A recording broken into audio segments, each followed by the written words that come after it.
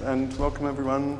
First of all, I'd like to acknowledge that we're meeting today on Kaurna country and pay our respects to Kaurna elders past, present and emerging, and acknowledge that Kaurna sovereignty was never ceded in this land. So hi, I'm Hen. My sign name is Hen. Hello, my name is William. My sign name is William. And we're the public program curators of this exhibition, which is called Yucky. And so Yucky is a group exhibition, so it involves a range of different artists, both from here in Australia and also internationally. And the theme of Yucky was chosen by the lead artist, Sam Petersen, who William will explain a bit more about in a moment. And Sam chose the theme of Yucky to think about the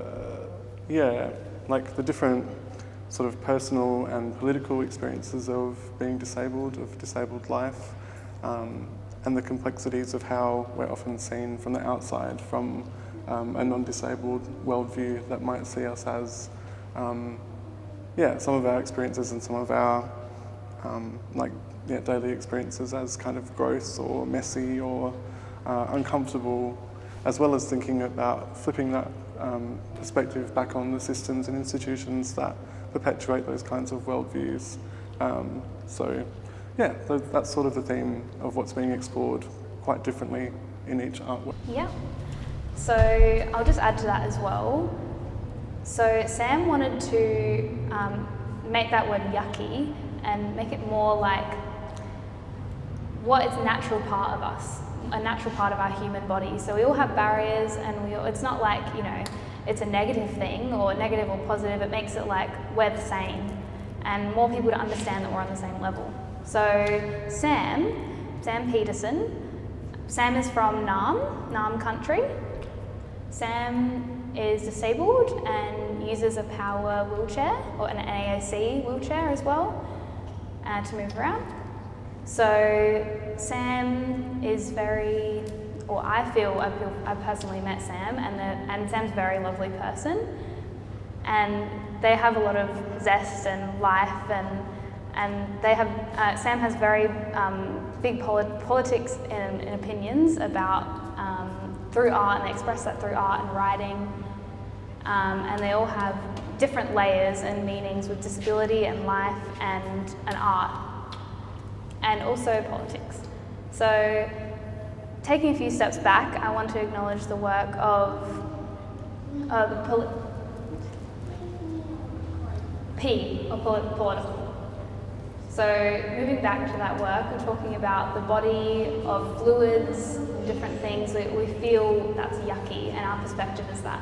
So we want to move from that perspective and say that the body is natural, we're both the same, and having the able body and disabled bodies, having that match together. So we're coming into a group exhibition of 6 artists, right? Mm-hmm. So who are the 6 artists? The 6 artists in order of who we'll be seeing are Sophie Cassar, Makeda Duong, Sam Petersen, Finnegan Shannon, Lorcan Hopper and Josh Campton. Finnegan Shannon. Finnegan. And Elizabeth Reed, or Liz. Yep. So before we start the tour, I wanted to explain a little bit about Auslan Day. So why is today, April 13th, why is that Auslan Day, and how was that decided for the date? So 35 years ago, the government finally verified or acknowledged that Auslan as a recognised language. So that means that it was finally, realised that as a language itself, when you have language, you can become and have interpreters. It means that you can have services and access and advocacy and in legal policies as a human right to have that interpreter and to have access to communication. So that without that language, there is no access. So to be clear, Auslan is recognised as a language, but that doesn't mean it's an official language of Australia, because Australia has so many different languages, including Aboriginal languages, overseas languages. So it's not a verified language of Australia, but it's just acknowledged that Auslan is a language that we use today and to celebrate that day. So I'm looking around and I'll just teach you some basics of Auslan. Are you ready? Do you want to learn? Yep. So the basics, most important in Auslan is really just to start the conversation, to start everything is how are you? So you start with your chest and move towards the other person, how are you? To a thumbs up. So it's how are you? You're good. It means you're asking you, are you good? How are you? Oh yeah, I'm great. How are you? So that's really important that we use that, and it's the most used sign. So the second sign in the exhibition, that's the sign for exhibition. Show, exhibition. So exhibition, another sign there, because it's like the different frames on a wall. You can see them all along the wall. Exhibition. So the last sign is artist. It's clear, that's art, it's visual. There's a thumbs up, and you imagine that this is the paper. Artist, great. Excellent, now you know 3 signs. So we'll hand it off to Hen, and we'll start with the first artwork. Great, and also just to let you know, as we go through the exhibition and talk about each of the artworks, William will teach some signs related to each of the artworks, so yeah, stay tuned for that. Cool. Thank you.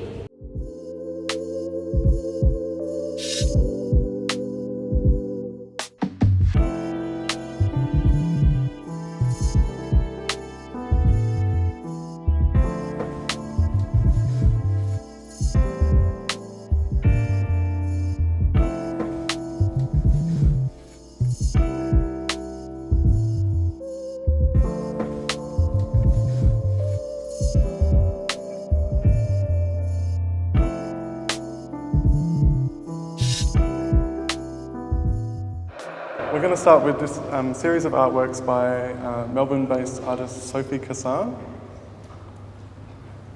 And it's interesting that this is the first one sort of going in a clockwise direction of the exhibition because it's one of the most complicated ones to explain. So bear with me, the themes are very, complicated. So Sophie's work, Clinic of the Gaze, is the title of this series of photographs. And Sophie's really interested in exploring the complexities of disabled experience, particularly around disability and sexuality. So what she's doing by using her own body in this series of photographs with their leg cast in a plaster cast is to refer to disability fetishes, and the way that sometimes non-disabled people have fetishes or sexual attractions to particularly things like plaster moulds or like plaster casts or wheelchairs or mobility aids of different kinds.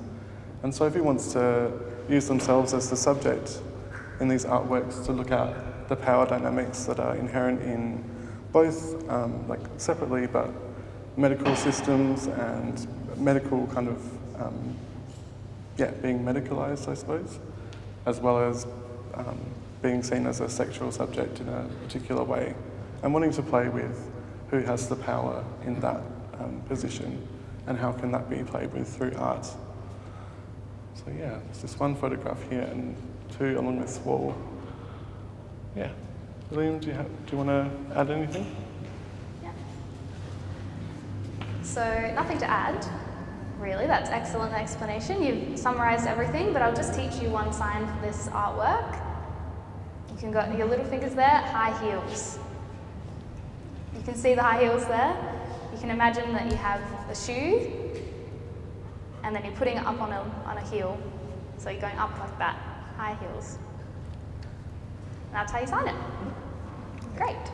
So now handball to me, and we'll come over here is the next artwork.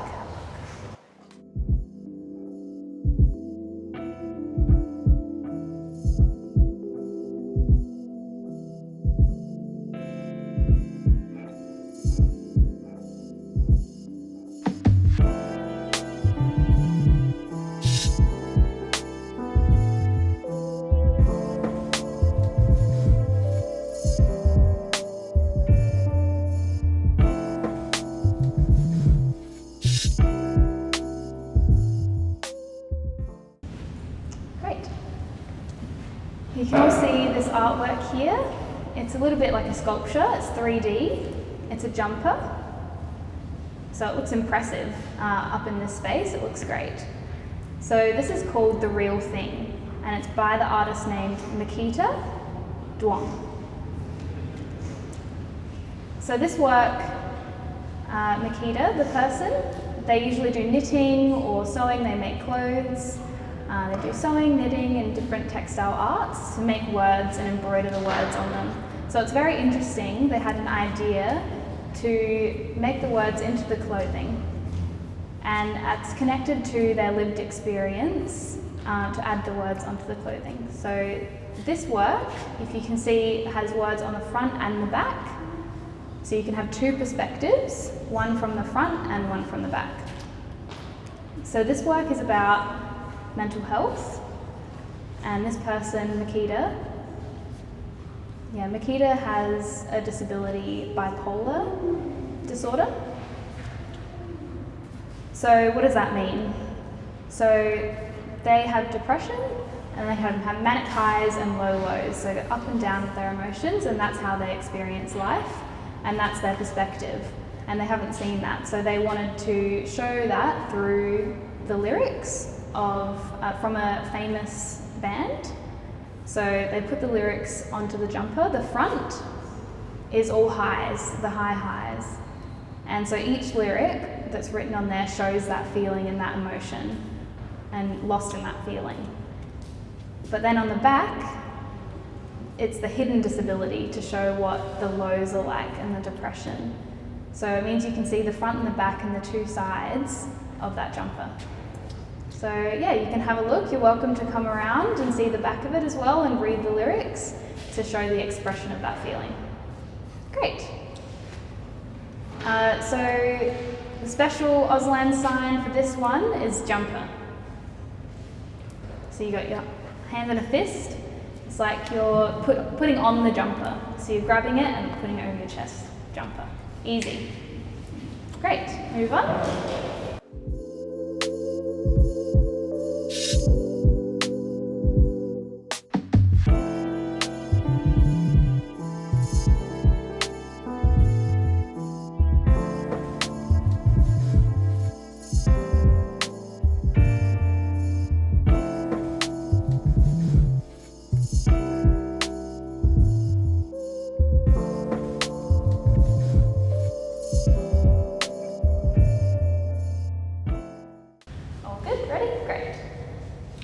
Hello everyone. So the next is the most important art in this, is the leader of this exhibition called Sam Petersen. Sam, I finished explaining before, is the lead artist of this exhibition and picking the group of artists. So this artwork is called Drool Fountain. Drool Fountain. So this work is important because it's about the perspective of an able-bodied and objection of people with disabilities. So you can see Sam up on the roof, and they have a drool that's dropping down, and it's making a slow pool that's growing on the floor. So you can imagine, no, that's not water, it's made from glycerin. So it's dropping down and it's taking a long time to build that pool. And through that exhibition and the pool growing, that's the idea of it becomes like the floor isn't accessible for us able biped people, which means people who can walk. We might slip and fall, so it's slippery when wet. But really, that's not accessible for people who are biped. But Sam wanted to switch that story where people with wheelchairs, they can glide right over, they're not going to slip. So the wheelchair can just go through the puddle, no issues. And it means that it makes you think about what accessibility means, so that role shift. So normally, everyday life, the floor is accessible for wheelchairs, it's not really. So also another perspective, objection. Word. So the drool, snot, piss, everything. It's a normal part of everyday life. And it has when you're drinking like a latte and drool might come down, it drops and makes a pool. And 15 years ago, a person, a photographer, was looking at Sam and trying to take a photograph of Sam's latte with the drool coming down and going on the floor, and it became like a pool of drool. And the photographer just remembered that, and it became his art piece. Because it's that lived experience of what yucky is, you know? It's that role shift, and it's a natural way of I'm drooling, I'm pissing, we're both the same. We both do those things. Great. So I'll handball over to Hen, but first I'll just teach you a sign for this work. Drool. Comes down from the lips. It's obvious, so you get the drips of drool coming down from the sides of your mouth. Great.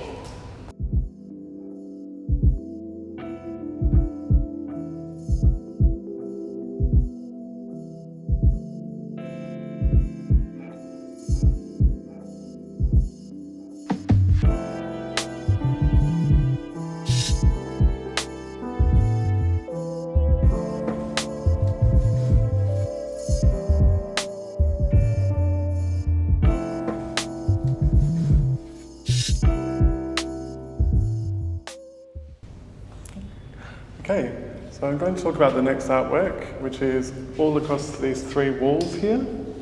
And this is by 2 artists, so Joshua Campton and Lorcan Hopper. And the artwork has a really beautiful title. It's called Scattered Comets in Between the Lines, Multiverse. And really, it helps to give some context about these artists because they are basically inseparable. They are almost like brothers, and they work together really closely a lot of the time. They both work at Tutti Arts, and they also DJ together. And they DJ'd at the opening of this exhibition a couple of months ago. So yeah, a beautiful friendship and collaboration between them. And they came together to essentially brainstorm and come up with different words, different ideas that came up when they were thinking about the idea of yucky. And they've sort of clustered them together in these groups, and it is a little bit like being in space. They're like comets or stars in these clusters of ideas. So they say things like carpet burns, eating compost, bladder, farts, food poisoning, gastro, and then things like being bullied. So it's sort of that whole spectrum of what can be seen as yucky. You know, some people see farts as being yucky, and other people, especially these artists, you know, have included things like being bullied and how it feels to be made to feel other and to be discriminated against and experience ableism. So, yeah. Do you have anything to add, William? No, I'm good, thank you. So, for the Auslan word for this art, there's poetry. It's like you've got the paper and you've got writing here, poetry. Yep, poetry. Or Auslan, or you can do poetry, it's like expressing onto the page. Wonderful, thank you. So we're going to move back into the first space and have a look at the next artwork now.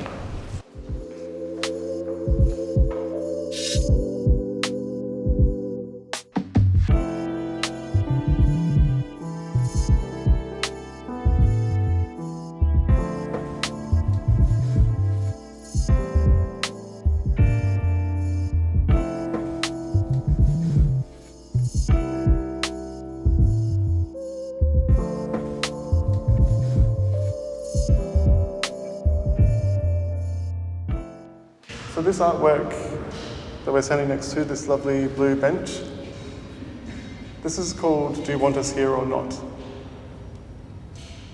And it's made by Sam Petersen, so the artist with the drill fountain in the other room, and the lead artist of Yucky, collaborating with another artist, Finnegan Shannon, who is based in America, so it's an international collaboration. And it's really come out of their experiences as disabled artists, going to exhibitions, going to museums, and finding that they have very few seating options, and feeling a lot of the ways that are described on this chair. So feeling tired, feeling disappointed, feeling that they can't access what's in the exhibition space without, accessible seating. So they decided, maybe we can make some artworks that explore, that are both artworks but also can be used as seats in the exhibition. So trying to solve that problem and show that artworks can also remind people of the need to have better access in galleries and art spaces. And it's an interactive artwork, which is kind of great as well.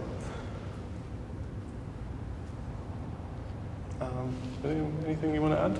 Yeah, great. So this work by Finnegan has different versions of this chair. Some will say, I feel exhausted after standing all day, and it says sit if you agree. So if you have, they have different international chairs all over the world, so they're talking about this experience and needing more access in the art galleries and museums as well. So for the Auslan sign for this work, chair. So not to be confused with sit, chair. Great, so I'm going to pass over to William with the next and final work.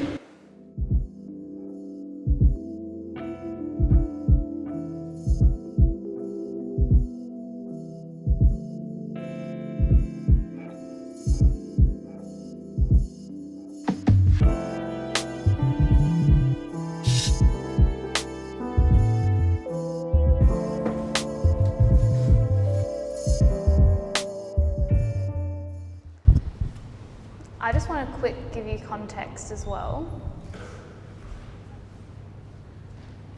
It's a little bit confrontational, just letting you know, this art. It's about medical and surgery and that sort of thing, so all right, so just letting you know. So this is a peer-reviewed body of work made by Elizabeth Reed. And Elizabeth Reed is a deaf person, same as me. But she's from Melbourne, Naarm. So she brought her work here, and you can see there's a lot of work here. It has a lot of impact. There's some sculpture, there's some writing, there's some video. So we have a paper here, just letting you know that this is this is fictitious, an imaginary medical journal process or a procedure, but she's just made this up. So it's to compare the medical model of disability and how we're trying to fix deafness.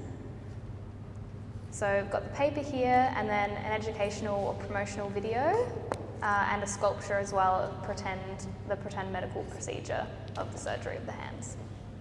So, in the medical perspective of deafness, when parents give birth and, say for example, a hearing parent give birth and they have a deaf child and they don't know what to do, it's the first time they've ever met a deaf person. The first person that they can access for advice is from a medical perspective. So that medical perspective will often give resources to fix the deafness and to match to the hearing world and the hearing perspectives and way of living, and to make sure that they're equal. But does that resolve the issue? And so they've got the surgery to meet up to that standard. And sometimes I'm trying to think. It's not exactly matching up equally, but it means the assumption that you can fix disability. And this is a body of work to show that it's not always the medical perspective that is the right way. So it's about language deprivation of children who are deaf, and they're growing up deaf or hard of hearing. So with that issue, with language deprivation, I wanted to explain a little bit of that soon, but rolling back a little bit, Elizabeth came up with a medical procedure to fix, and it's called biomacromaniosectomy. It's a complicated word, it's not real. Yeah, so when the deaf children are born, the parents don't know what to do, they go straight to the medical perspective, and that tells them the advice for their development of the child, to cut off their hands, because the hands, they'll use it to communicate, and it's visual communication. So the visual communication places the onus on the hands to use that and to develop, and they would rather them develop speech instead. So they thought it would be a better approach to the problem to give language deprivation. So now moving on, I'm a little bit biased because I come from a deaf family and I'm deaf myself and I have a deaf perspective, so this is my opinion about this work. So I just wanted to be clear that I've interpreted this work in connection to the cochlear implants, which is a medical procedure, that surgery that children can have to put the cochlea, and it's a device to help them be able to hear better and develop that. However, my bias is that I really think that that can be helpful and improve, and I agree with some in the medical perspective, but it's not enough to really, it needs to go hand in hand with a disability acceptance and cultural perspective. Because we're all the same disabilities, we don't need to conform to the medical perspective and be able-bodied. So this is like a correction of the medical perspective. So with that idea of Auslan and the cochlea, you can't really match up to the hearing world. But when the baby is born and from 0 to 5, they're not given access to language. And that language is so important. So that's the priority before we can fix anything. So I feel, and my beliefs, is that Auslan is so important because Auslan can work in hand with the medical model together in a path to have speech and also language access. Because it's developing their brain and language and they can succeed.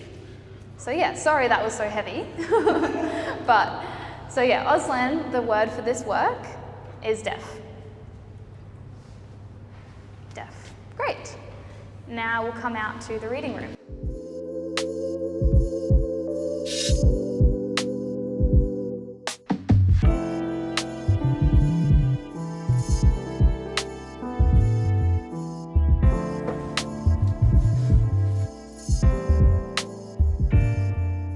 So as we arrive at the end of this tour, thank you all for coming.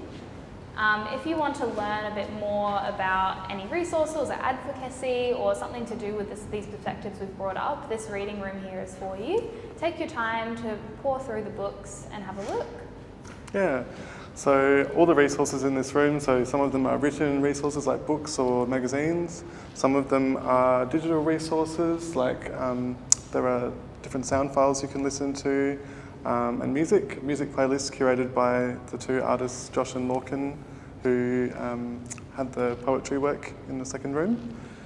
And also there's an iPad with a manuscript of Sam Petersen's forthcoming book that's like a collection of Sam's writing, so you can scroll through that. Yeah, there's lots to have a look at, and yeah, we're open now for any questions as well. And yeah, thanks very much for coming. Oh, sorry. Yep. So we have public programs coming up soon. So there's a Disability Pride, we'll do an interview. We'll talk about this reading room, and also we're interviewing a deaf person about their experience and perspective of deaf game. So that will happen on the 24th of April. From, I think, 5:30, is that right? Yep, to 7:30. So you're all welcome to come to that. Mm-hmm. And the second program that's coming up, sorry, I'll stop sliding, or trying to. we have another conversation as part of the Yummy discussion series. So that's with local artist V Barrett, and that's talking about V, just the letter V, talking about objection. So expanding on some of the ideas of yuckiness and how that can be perceived, looking at disability and also at gender. And that is on the 1st of May, I was going to say 1st of April. 1st of May, 5:30 to 7 o'clock as well here at ACE. So yeah, it'd be lovely to see some of your faces there, and hope you can join us for those conversations. Okay. Any questions? Don't be shy.